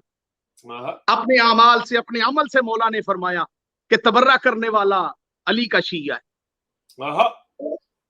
جس کو عقیدہ برات کہتے ہیں، تبرہ کرنا، جس کی وجہ سے کچھ بندے بہت زیادہ پریشان ہوتے ہیں. جی تبرہ نہیں کرنا چاہیے، جی تبرہ نہیں کرنا چاہیے. بے وقوفوں کو پتہ ہی نہیں کہ عقیدہ تبرہ کیا ہے. پہلے غیروں کو سمجھانا پڑتا تھا کہ بھائی تبرہ کسے کہتے ہیں. اب مصیبت یہ ہے کہ اب شیعت کا لبادہ پہن کے جو مقصر مولوی ہیں ان کو بتانا پڑتا ہے بے وقوفوں عقیدہ تبرہ کیا ہے. ان کو نہیں پتا کہ تبرہ کسے کہتے ہیں. تبرہ گالی گلوچ نہیں، تبرہ اظہار برات ہے. یہ لعنت کرنا کیا ہے؟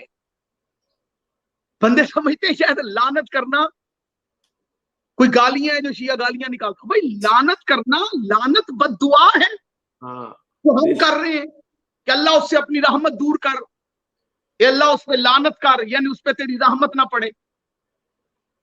ہم کو گالی تھوڑی دے رہے ہیں.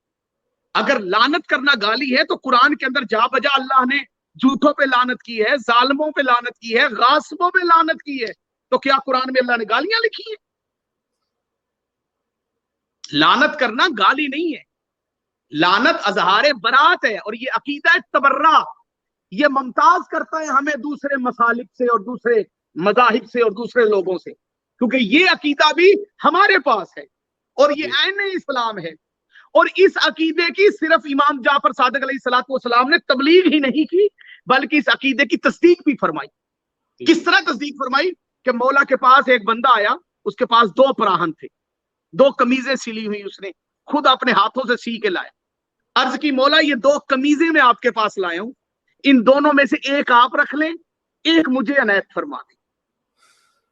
مولا نے فرمایا دونوں میں سے ایک میں کیوں رکھوں؟ کہتا مولا میں دیکھنا چاہتا ہوں آپ دونوں میں سے کس کو پسند کرتے ہیں. مولا نے فرمایا پسند کرنے کا مطلب کیا ہے؟ کہتا مولا میں نے ان دونوں قمیضوں کو ایک ایک عمل سر انجام دے کر میں نے ان کمیزوں کو اپنے ہاتھوں سے سیا. مولا فرماتے ہیں کون سا عمل انجام دے کے تم نے ان کمیزوں کو سیا؟ مولا اس نے عرض کی مولا ان میں سے ایک کمیز کو میں نے درود پڑھ کے سیا ہے اور ایک کمیز کو میں نے آپ کی داتی زہرا کے دشمن پہ لعنت کر کے سیا. دشمنان زہرا پر لعنت بے شمار بے شمار. اس نے کیا کہا؟ ایک کو میں نے درود پڑھ کے سیا ہے اور ایک کو میں نے لعنت کر کے سیا ہے. تو مولا نے فرمایا کہ اس کمیز کو تو نے لعنت کر کے میری داتی زہرا کے دشمن پہ لعنت کر کے تو نے سیا. تو اس نے کہا جی مولا یہی کمیز ہے جس کو میں نے آپ کی دادی زہرا کے دشمن پہ لعنت کر کے سیا. مولا نے فرمایا یہ کمیز میں رکھ لیتا ہوں کیونکہ مجھے یہ عقیدہ بہت عزیز ہے اور میں چاہتا ہوں کہ لوگ میری دادی زہرا کے دشمن پہ لعنت کریں. دشمنان زہرا پر لعنت بے شمار. اور جو تبرے سے تبرہ کر کے جو پراہن سیا گیا تھا وہ مولا نے قبول فرمایا. سبحان اللہ. اب ایک روایت اور سنیے اس کے بعد میں آپ سے اجازت چاہتا ہوں. مسجد سالہ میں امام تشریف فرما تھے کہ ابو بصیر مولا کا ایک صحابی ہے. وہ آیا تو مولا نے اسے کچھ پھل تھا، مولا نے کہا یہ تناول کرو. تو وہ پریشان تھا، اس نے کہا مولا میرا دل نہیں مان رہا کہ میں یہ پھل کھاؤں. مولا نے فرمایا کیوں پریشان ہے؟ حالانکہ مولا جانتے تھے لیکن ہمیں بتانے کے لیے. ابو بصیر نے عرض کی مولا میں ابھی بازار سے گزر رہا تھا کہ ایک بڑھیا مائی اچانک اس کو ٹھوکر لگی اور وہ گر پڑی. لیکن وہ جیسے ہی گری اس مائی نے جناب زہرا کے دشمنوں پہ لعنت کر دی اور اس کے منہ سے نکلا کہ زہرا کے دشمنوں پہ قاتلوں پہ لعنت بے شمار. تو مولا وہاں پہ کچھ سپاہی گزر رہے تھے، انہوں نے اس بڑھیا کی آواز سن لی اور وہ اس بڑھیا کو گرفتار کر کے مارتے ہوئے حاکم کے پاس لے گئی. جب مولا نے یہ بات سنی تو مولا نے جو کھانا تناول فرما رہے تھے، جو پھل کھا رہے تھے، مولا نے وہیں رکھا اور مولا مصلے پہ آ گئے اور سر سجدے میں رکھ دیا اور زاروں قطار مولا رونا شروع ہو گیا. اور تھوڑی دیر کے بعد مولا نے اپنا سر اٹھایا اور فرمایا ابو بصیر جاؤ جا کے پتا کرو اس بڑھیا کو انہوں نے چھوڑا ہے کہ نہیں چھوڑا، کیونکہ میں نے اللہ کی بارگاہ میں عریضہ پیش کیا ہے کہ اس نے میری دادی زہرا کے قاتلوں پہ لعنت کی ہے تو اس کو رہائی ملنی چاہیے اور مجھے وہ بڑھیا بڑی پسند ہے. ابو بصیر گئے تو دیکھا تو وہ بڑھیا رہا ہو چکی تھی. مولا نے ایک تھیلی دی درم و دینار کی، فرمایا ابو بصیر یہ اس بڑھیا کو دینا. ابو بصیر نے جا کے اس بڑھیا کو دی تو اس بڑھیا نے کہا کہ مولا کو میرا سلام کہنا اور کہنا میں نے تبرہ پیسوں کی لالچ میں نہیں کیا، جناب سیدہ کی خوشنودی کے لیے کیا. دشمنان زہرا پر لعنت بے شمار. ابو بصیر کہتے ہیں میں نے وہاں پہ جا کے دیکھا تو اس بڑھیا کو رہائی مل چکی تھی اور مولا کے جو درم و دینار تھے اس میں نے پیش کیے تو اس نے کہا میں نے جناب زہرا کی خوشنودی کے لیے کیے. تو جناب امام جعفر صادق علیہ الصلوۃ والسلام نے اس بڑھیا کے لیے گر گرا کے رو کے دعا فرمائی. اب وقت نہیں ہے ورنہ ایسے لا تعداد واقعات ہیں جو کتابوں میں موجود ہیں کہ جن سے یہ ثابت ہوتا ہے کہ مولا نے جناب سیدہ کے دشمنوں پہ لعنت کرنے والوں کی حمایت کی ہے. میں ان مولویوں کو، ان چاہل مکسروں کو چیلنج کر کے کہہ رہا ہوں کہ بی بی کے قاتلوں پہ لعنت کرنے والوں کی حمایت والی روایتیں، امام جعفر صادق کی بیان کردہ روایتیں میں آپ کو کتابوں سے دکھا دیتا ہوں. کوئی ایک ضعیف روایت دکھا دیں کہ مولا نے بطول کے دشمنوں سے حمایت کرنے والوں کی بھی حمایت کی ہے. دشمنان زہرا پر لعنت بے شمار بے شمار. اتحاد کرنے والوں کی حمایت کہیں نظر نہیں آتی، لیکن بطول کے دشمنوں پہ لعنت کرنے والوں کی حمایت ہمیں مولا کے فرمان میں نظر آتی ہے. اور تیسری اور آخری بات جو میں آپ کی خدمت میں عرض کرنا چاہتا ہوں، سب سے پہلے عقیدہ ولایت مولا امام جعفر صادق ہے. صادق اس لیے ہے کہ تصدیق فرماتے ہیں عقائد کی. عقیدہ ولایت کی تصدیق فرمائی، عقیدہ تبرہ کی تصدیق فرمائی، اور اس کے بعد میرے مولا چھٹے امام حضرت امام جعفر صادق علیہ الصلوۃ والسلام نے عزاداری کی، صرف عزاداری کی ہی نہیں بلکہ عزاداری کی تصدیق بھی فرمائی اور حمایت بھی فرمائی. یہ جو عزاداری آج عام ہے یہ امام جعفر صادق علیہ الصلوۃ والسلام کا صدقہ ہے، یہ مولا کا بتایا ہوا طریقہ ہے۔ اور یہاں پہ میں بتانا ضروری سمجھتا ہوں کہ حضرت امام جعفر صادق علیہ الصلوۃ والسلام وہ امام ہیں جنہوں نے لاتعداد احادیث بیان فرمائیں فضائل زیارت قبر امام حسین علیہ الصلوۃ والسلام کے متعلقہ، اور جو ہم زیارت پڑھتے ہیں ائمہ کی، مولا علی کی زیارت، امام حسن کی، رسول خدا کی، جناب سیدہ کی، مولا امام حسین علیہ الصلوۃ والسلام کی زیارت تلاوت کرتے ہیں، امام زین العابدین کی زیارت تلاوت کرتے ہیں، جناب حضرت امام محمد باقر کی زیارت تلاوت کرتے ہیں، یہ ساری زیارات تعلیم کردہ ہیں جناب حضرت امام جعفر صادق علیہ الصلوۃ والسلام۔ اللہم صلی اللہ محمد وعلی محمد۔ میرے مولا امام جعفر صادق علیہ الصلوۃ والسلام نے باقاعدہ طور پہ یہ طریقہ تعلیم فرمایا کہ قبر امام حسین علیہ الصلوۃ والسلام کی زیارت کیسے کریں۔ باقاعدہ طور پہ پوری دنیا کے اندر اللہ کے دین محمد مصطفیٰ صلی اللہ علیہ وآلہ وسلم کی شریعت کی پہلی یونیورسٹی باقاعدہ طور پہ، جسے حضرت امام محمد باقر علیہ الصلوۃ والسلام نے جس کو قائم کیا تھا، اس کو پروان چڑھایا تو حضرت امام جعفر صادق علیہ الصلوۃ والسلام نے پروایا۔ بے شک وہ درسگاہ جو پہلی درسگاہ، کیونکہ مولا نے اپنی ساری زندگی مدینے میں نہیں گزاری، بنو امیہ کے دور میں اور بنو عباسیہ کے دور میں جو حکمران آتا وہ مولا پہ سختیاں کرتا، مولا کو کبھی مدینہ بدر کر دیا جاتا۔ مولا کی زندگی کا کچھ حصہ نجف رہا ہے، مولا نجف میں قیام پذیر رہے ہیں، کوفے میں قیام پذیر رہے ہیں۔ یہ جو امیر المومنین علیہ الصلوۃ والسلام کی قبر انور ہے، جس کی زیارت کے لیے ہم جاتے ہیں، جس کے دائیں بائیں آدم و نوح ہیں، وادی السلام کے قبرستان کے ساتھ یہ وادی نجف کے اندر جو امیر المومنین علیہ الصلوۃ والسلام کا روضہ انور ہے، نجف اشرف جسے کہا جاتا ہے، اس کی تصدیق بھی حضرت امام جعفر صادق علیہ الصلوۃ والسلام نے فرمائی۔ مولا نے بتایا کہ یہ میری جد علی ابن ابی طالب علیہ الصلوۃ والسلام کی قبر۔ اس کے بعد قبر امام حسین علیہ الصلوۃ والسلام کی زیارت پہ آنا، مولا علی علیہ الصلوۃ والسلام کی قبر کی زیارت پہ جانا، مقام امام جعفر صادق آج بھی کربلا میں موجود ہے۔ پھر عزاداری کو قائم کیا حضرت امام جعفر صادق علیہ الصلوۃ والسلام نے۔ پھر مولا نے امیر المومنین علیہ الصلوۃ والسلام کے روضہ انور پہ، قبر اطہر پہ، روضہ تو اس وقت نہیں تھا، قبر انور پہ مولا نے علمی حلقہ لگایا، جہاں پہ احادیث کو بیان کیا اور وہ درسگاہ بنائی، اور اسی کا نام حوضہ علمیہ نجف ہے۔ اور قوم کے اندر مولا نے، قوم کہہ رہا ہوں، سوری معافی چاہتا ہوں، کوفے کے اندر امام جعفر صادق علیہ الصلوۃ والسلام نے مسجد کوفہ میں بیٹھ کے باقاعدہ طور پر مناظرے کیے، باقاعدہ طور پر اس زمانے کے حکومتی جیلی اماموں کے ساتھ مولا نے مناظرے کی۔ پھر کربلا میں عزاداری کی، مولا کربلا تشریف لاتے تھے، اپنی جد امام حسین علیہ الصلوۃ والسلام کی قبر انور پہ گریہ ازاری کرنا۔ پھر مولا کو گرفتار کر کے مدینے بھیج دیا گیا۔ جب مدینے میں تھے مولا تو پھر مسجد نبوی میں کالا کالا رسول اللہ کی صدا بلند کی، اور پھر نبی کے دین کو عام کیا۔ اور پھر ایک وقت ایسا آیا کہ مدینہ المنورہ کے اندر روضہ رسول کے سامنے 4000 کے قریب لوگ، 500 سے زیادہ علوم تھے جو ایک وقت میں امام جعفر صادق علیہ الصلوۃ والسلام جن علوم کے اوپر بیان فرماتے تھے اور درس دیتے تھے۔ وہ اسلام کی پہلی یونیورسٹی جسے حضرت امام جعفر صادق علیہ الصلوۃ والسلام نے چلایا اور امام محمد باقر نے جس کو قائم کیا، اس یونیورسٹی کے پرنسپل کا نام امام جعفر صادق علیہ السلام۔ لیکن ہم جب مولا کی زندگی کا مطالعہ کرتے ہیں تو جو مولا درس دیا کرتے تھے، جو مولا خطاب فرمایا کرتے تھے، جو مولا بیان کیا کرتے تھے، ان خطابوں کے اندر، ان بیانات کے اندر احادیث مصطفیٰ صلی اللہ علیہ وآلہ وسلم ہوتی تھی۔ فرماتے تھے کہ میری جد نے یہ فرمایا، میرے بابا نے یہ فرمایا، لیکن اس کے اندر پیغام کربلا ہوتا تھا۔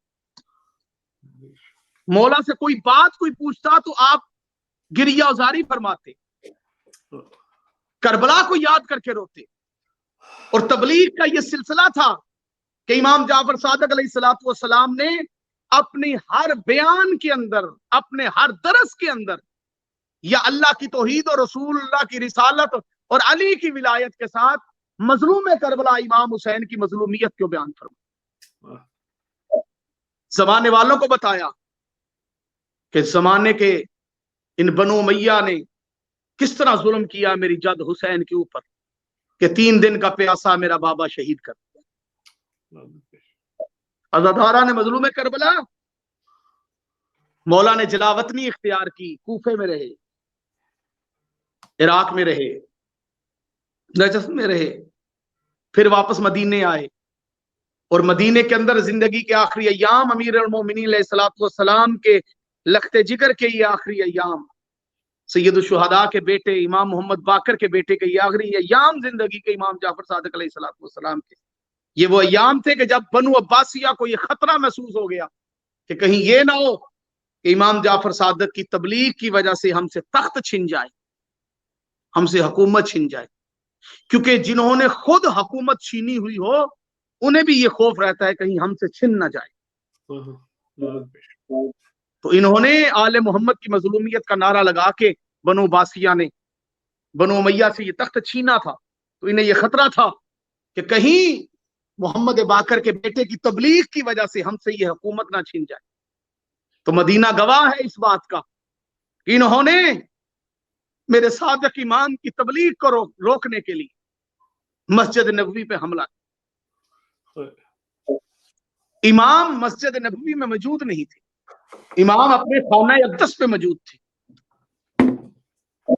اللہ لعنت کرے منصور دیوانگی پہ، اس ملعون کی فوج نے مدینے کے اندر دوسری مرتبہ بطول کے گھر پہ حملہ کر دیا۔ دیکھیں 3 مرتبہ آگ لگی ہے آل محمد کے گھر کو، ان 3 آگوں نے بطول کا بہت نقصان کیا۔ پہلی آگ رسول خدا صلی اللہ علیہ وآلہ وسلم کے ظاہری طور پہ اس دنیا سے جانے کے بعد مسلمانوں نے خانہ بطول پہ لگائی۔ عزاداروں، کچھ ذاکر جلدی میں یہ کہہ دیتے ہیں کہ بطول کا گھر جل گیا، بطول کا دروازہ جل گیا۔ مجھے قسم ہے اللہ کی توحید کی، کتابیں گواہ ہیں، محمد کی بیٹی کا صرف دروازہ نہیں جلا بلکہ امیر المومنین کا نوحہ موجود ہے۔ علی فرماتے ہیں میری چھت کو زمین سے ملا دیا گیا، علی کا سارا گھر جلا دیا گیا۔ یہ پہلی آگ تھی جو ربیع الاول کے مہینے میں مدینے کے اندر لگی تھی، اور دوسری آگ جس آگ نے بطول کا بہت نقصان کیا، اس آگ کو کون بھلا سکتا ہے؟ وہ آگ تھی جو شام غریبہ کربلا میں لگی، اور تیسری آگ جو آگ مدینے میں لگی وہ امام جعفر صادق کے گھر پہ لگی۔ جو تیسری آگ مولا امام جعفر صادق کے گھر لگی، اس آگ نے بھی میرے مولا کے گھر کو جلا دیا گیا۔ اور عزاداروں، روایت ملتی ہے کہ جب مولا کے گھر کو آگ لگی تو مولا کی ایک 4 سال کی بیٹی تھی، اس نے مولا کو آ کے گھر سے باہر، مولا زمین پہ بیٹھ کے زاروں قطار رو رہے ہیں، اس بچی نے آ کے کہا بابا آپ کیوں رو رہے ہیں؟ تو امام جعفر صادق علیہ الصلوۃ والسلام نے فرمایا اے میری بیٹی، میں اس آگ کو یاد کر کے رو رہا ہوں جو شام غریبہ لگی تھی اور 4 سال کی سکینہ رو کے کہتی تھی بھیا سجاد میرا دامن جل گیا۔ بھیا سجاد پھپھیوں کے بال بڑے تھے، انہوں نے اپنے چہرے چھپا لیے اور اپنے بالوں کو خاکے کربلا سے چھپا لیا۔ بھیا سجاد مجھے بتاؤ میرے بال چھوٹے ہیں، میں جل کے مر جاؤں یا زندہ باہر آ جاؤں؟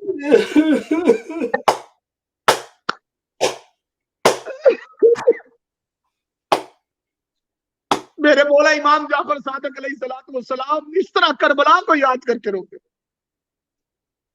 یہاں تک کہ روایات ملتی ہیں کہ ایک مرتبہ مسجد نبوی میں امام بیٹھے تھے کہ ایک بندے نے سوال کیا یبن رسول اللہ، انسان کے لیے سب سے خوشی والا موقع کون سا ہے؟ تو مولا امام جعفر صادق علیہ الصلوۃ والسلام نے فرمایا انسان کے لیے سب سے زیادہ خوشی والا موقع وہ ہے کہ جب اس کا بیٹا 18 سال کا ہو جائے اور وہ بندہ اپنی آنکھوں سے اپنے بیٹے کو چلتا ہوا دیکھے۔ تو اس وقت بندے نے سوال کیا مولا انسان کے لیے غم والا موقع کون سا ہے؟ تو مولا نے رو کے کہا انسان کے لیے سب سے زیادہ غمناک وقت وہ ہے کہ جب اس کے 18 سالہ بیٹے کو برچھی لگ جائے۔ اتنا کہہ کے مولا نے علی اکبر کا نوحہ پڑھ کے رونا شروع کیا۔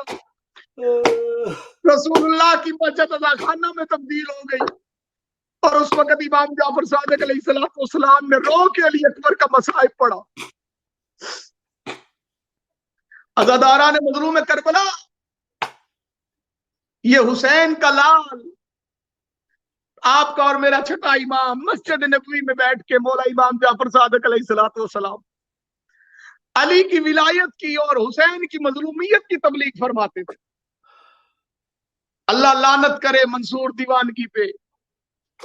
اس کو پتا چلا کہ جعفر و صادق کی گفتگو سے، جعفر و صادق کی تبلیغ سے ہمارے مظالم عیاں ہو جائیں گے، اور دنیا کے اندر لوگوں کے اندر ایمان بیدار ہو جائے گا، اور تحریک شروع ہو جائے گی۔ لوگ ہمیں بھی کوسیں گے کہ تم نے مظلوم حسین ابن علی کی مظلومیت کا نام لے کے حکومت حاصل کی تھی، تو حسین کے بیٹے کے سپرد اقتدار کیوں نہیں کرتے؟ حالانکہ مولا کو اقتدار کی ضرورت نہیں تھی، لیکن ان ملعونوں کے ذہنوں میں یہ تھا کہیں ہم سے اقتدار نہ چھن جائے۔ عزاداران مظلوم کربلا، پھر تاریخ گواہ ہے کہ 25 شوال کو مسلمانوں نے اپنے جد کی سنت پہ عمل کرتے ہوئے جس طرح رسول خدا کو زہر دی تھی، جس طرح حسن مجتبیٰ کو زہر دی تھی، جس طرح انہوں نے زین العابدین کو زہر دی تھی، جس طرح انہوں نے امام محمد باقر کو زہر دی تھی، اسی طرح مسلمانوں نے 25 شوال کو زہرا کے بیٹے جعفر صادق کو زہر دے دی۔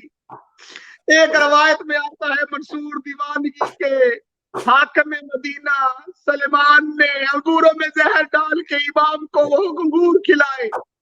جب امام کو وہ انگور کھلائے گئے، میرے وہ امام، چند امام ایسے ہیں، زہر سارے اماموں کو ملی ہے، یاد رکھیے گا، زہر امام حسن کو بھی ملی ہے، زہر میرے امام زین العابدین کو بھی ملی ہے، زہر میرے امام محمد باقر کو بھی ملی ہے، زہر امام رضا کو بھی ملی ہے، زہر امام موسیٰ قاسم کو بھی ملی ہے، زہر امام نقی کو ملی ہے، امام تقی کو ملی ہے، زہر امام حسن عسکری کو ملی ہے۔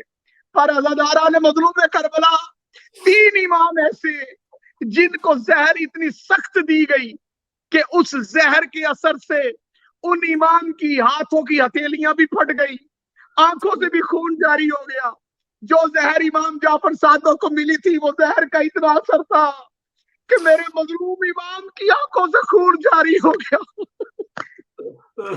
میرے مولا کے ہاتھوں سے خون جاری ہو گیا، میرے مولا کی تلیوں سے خون جاری ہو گیا۔ آخر کار زہر نے اپنا اثر دکھایا، جبریل نے نوحہ سنایا، بطول نے بین کر کے کہا مسلمانوں کیا یہ اجر رسالت ہے؟ تم نے پھر ایک مرتبہ میرے بیٹے کو زہر دے دی۔ عزاداران مظلوم کربلا، جب چھٹے امام کو زہر ملا، اس کے بعد امام نے اللہ کے حکم سے ظاہری طور پہ دنیا سے پردہ کر لیا۔ ہمارے ساتھ میں امام نے امام جعفر صادق علیہ السلام کو کفن پہنایا، غسل دیا۔ عزاداران مظلوم کربلا، آئے میں آپ کو کربلا لیے چلتا ہوں۔ امام جعفر صادق کو ان کے بیٹے نے کفن تو پہنایا، آئے میرا مظلوم حسین جس کی لاش 3 دن کربلا میں پڑی رہی، بیٹے کے ہاتھوں میں ہتھکڑیاں، پاؤں میں بیڑیاں، گلے میں توق۔ عزاداران مظلوم کربلا، ہمارے 12 اماموں میں سے 11 امام شہید ہیں، 12 امام پردہ غیبت میں ہیں۔ 11 اماموں میں سے یہ واحد امام ہے کہ مدینے کے اندر جن کا جنازہ اٹھایا گیا تو مدینے کی گلیاں واہ حسینہ واہ غربتہ برباد مدینہ کے نام سے گونج رہی تھی۔ لوگ رو رو کے امام جعفر صادق کا پرسہ پیش کر رہے تھے۔ ہر کاندھا امام کے جنازے کو اپنے لیے پیش کر رہا تھا، ہر بندہ اپنا کاندھا امام کے جنازے کے لیے پیش کر رہا تھا۔ लाखों की तादाद में दुनिया थी जो इमाम जाफर सादिक के जनाजे को कांधा दे रही थी। हाय मजलूम हुसैन, जिसका जनाजा उठाने वाला कोई ना था। 3 दिन करबला के सहरा पे जिसकी लाश पड़ी रही। अज़ादारों ने मजलूम करबला, जब इमाम जाफर सादिक अलैहिस्सलाम का जनाजा उठा, इमाम की बेटियों ने बहन किए, किसी ने इमाम की बेटी को रोने से मना नहीं किया। आए मजलूम सकीना रोती थी, मारते थे।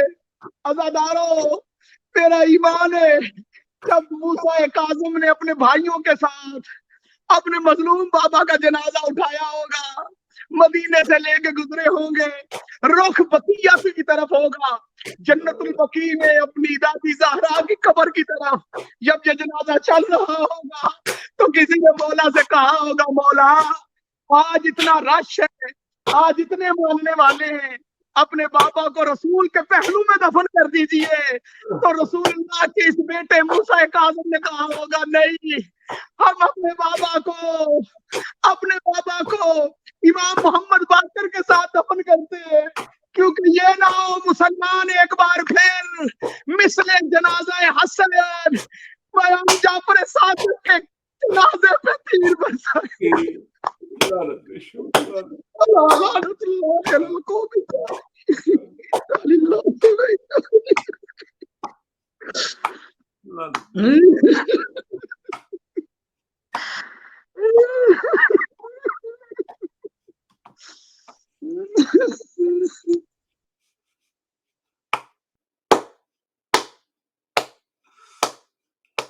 لا